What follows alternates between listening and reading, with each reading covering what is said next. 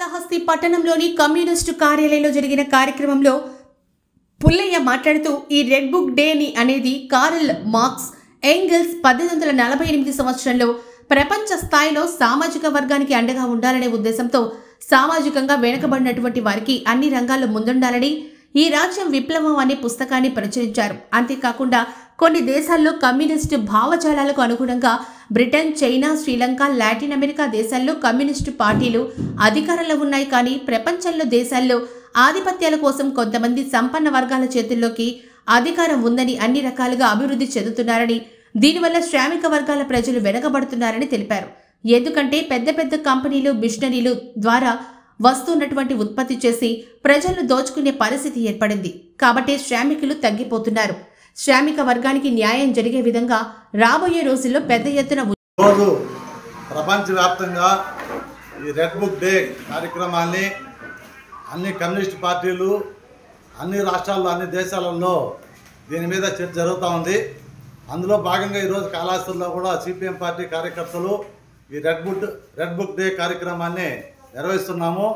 దీని గురించి చెప్పాలంటే 1848లో కార్ల్ మార్క్స్, ఎంగెల్స్ ఈ యొక్క ప్రపంచంలో ఉన్నటువంటి శ్రామిక వర్గానికి ఒక పూర్తిగా విరుద్ధంగా శ్రామిక వర్గానికి అండగా కార్ల్ మార్క్స్ రాసినటువంటి ఈ యొక్క కమ్యూనిస్ట్ పార్టీ ప్రణాళిక బుక్కు ఆధారంగానే ఆ రోజు సోవియట్ రష్యాలో కమ్యూనిస్ట్ పార్టీ అధికారానికి వచ్చింది. ఈరోజు మనం చైనాలో కమ్యూనిస్ట్ పార్టీ అధికారంలో ఉంది, క్యూబాలో అధికారంలో ఉంది, అదేవిధంగా లాటిన్ అమెరికా దేశాల్లో కానీ, అదేవిధంగా ఈరోజు మన శ్రీలంకలో కానీ కమ్యూనిస్ట్ పార్టీలు ప్రపంచవ్యాప్తంగా కూడా అధికారంలో ఉన్నాయి. అయితే ఈరోజు మొత్తము ప్రపంచ స్థాయిలో తమ ఆధిపత్యం కోసం శ్రామిక వర్గాన్ని దోసుకొని మొత్తం కోట్లాది రూపాయలు పోగేసుకొని ప్రజల మీద భారాలు మోపుతున్నటువంటి పరిస్థితి మనం చూస్తున్నాం. ఈరోజు రాష్ట్రంలో ఉన్నటువంటి ముఖ్యమంత్రి గారు కమ్యూనిజం లేదు, అంతా టూరిజమే అని చెప్పి 2020లో ఆయన చెప్పాడు విజన్ 2020 సందర్భంగా. కానీ ఈరోజు చూస్తూ ఉన్నాం మనము ప్రజల్లో కొనుగోలు శక్తి తగ్గిపోతూ ఉంది, సంపద అంతా కొంతమంది చేతుల్లోనే పోగైపోతూ ఉంది. కాబట్టి ఈరోజు ఆదాని, అంబానీ లాంటి వాళ్ళ చేతుల్లో ఈ దేశ సంపద అంతా కూడా మొత్తం లక్షల కోట్ల రూపాయలు పోగైంది. ప్రజలు మాత్రము ఈరోజు మొత్తం నిరుద్యోగులుగా, అదేవిధంగా కనీస అవసరాలు కూడా తీర్చుకునే పరిస్థితి లేదు. ఈరోజు ఉత్పత్తి అవుతున్నటువంటి సరుకంతా కూడా కొనుగోలు చేసే పరిస్థితి ఈరోజు ప్రజలకు లేదు.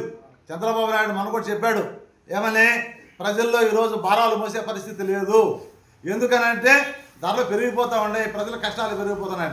ఇది వాస్తవం. ఆ రోజే మార్క్స్ చెప్పాడు, మొత్తము ఆధునిక టెక్నాలజీ ద్వారా సంపన్నులు మొత్తం సంపద అంతా కూడా పోగేసుకుంటే ప్రజల్లో కొనుగోలు శక్తి తగ్గిపోతుంది. తద్వారా ఆర్థిక మాంద్యం అనేది ప్రపంచంలో వస్తుంది. తద్వారా పేదలంతా, ఉద్యోగులంతా, నిరుద్యోగులంతా, కార్మికులు, కర్షకులు తిరుగుబాటు చేస్తారు. ఈ యొక్క బూర్జువా సిద్ధాంతాన్ని, పెట్టుబడిదారు సిద్ధాంతాన్ని, మతత్వ సిద్ధాంతాన్ని అణగదొక్కుతారు. ఆ రోజు నిజమైనటువంటి విప్లవం